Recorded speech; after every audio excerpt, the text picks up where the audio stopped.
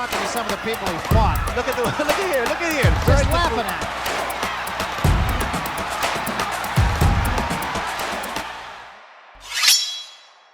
him. Mike Tyson has one of the most impressive necks in boxing history. This allowed him to reduce concussion risk, be harder to knock out, and look like an intimidating savage, which gave him a mental edge above all of his opponents. Tyson also made a ton of mistakes when it came to training his neck, and attributes neck bridges in particular to cause him crippling neck pain that he currently suffers from. I'm not only going to show you what Mike did to develop his neck, but give you a better neck strength protocol that allows you to train your neck safely, even if you're a complete beginner.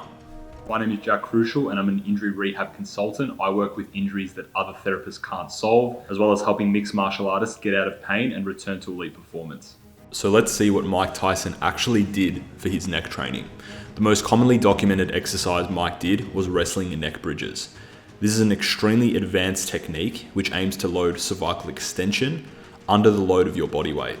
In my opinion, this is a very poor exercise if this is all you are doing, and I'm going to share why that's the case.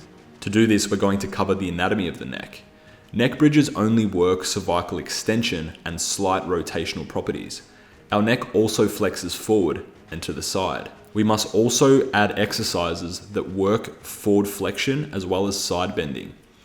Bridges can also apply compressive forces to the cervical spine, potentially irritating nerves if completed beyond your load tolerance. So what's a better way to train your neck? So I'm going to show you the elite way to train the neck. Number one is training through the entire flexion and extension range. This can be completed with a neck harness, which you can buy for $10 to $20, as well as an incline bench.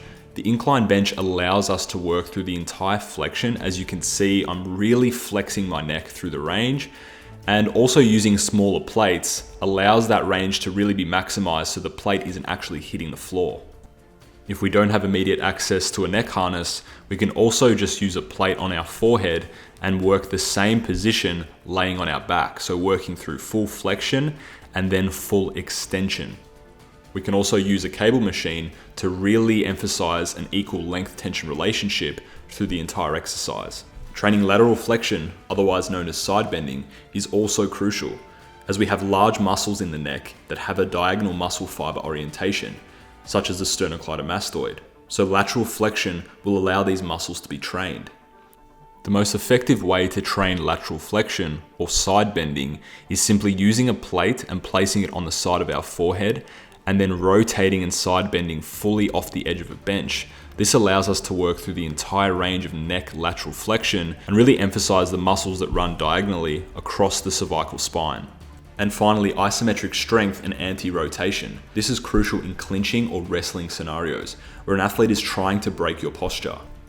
Isometrics can be trained in a variety of different ways, using a Swiss ball or a fit ball.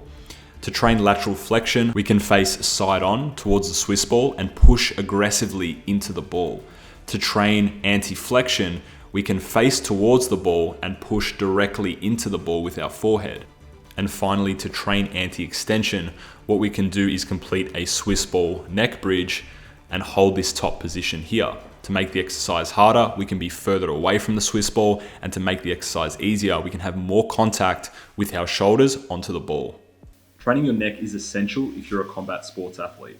Reduce concussion risk, improving your clinch strength and grappling postures, as well as the aesthetic benefits are all make neck training a key component of athletic development. Stay tuned for more MMA specific training, injury management, as well as returning back to elite performance after an injury.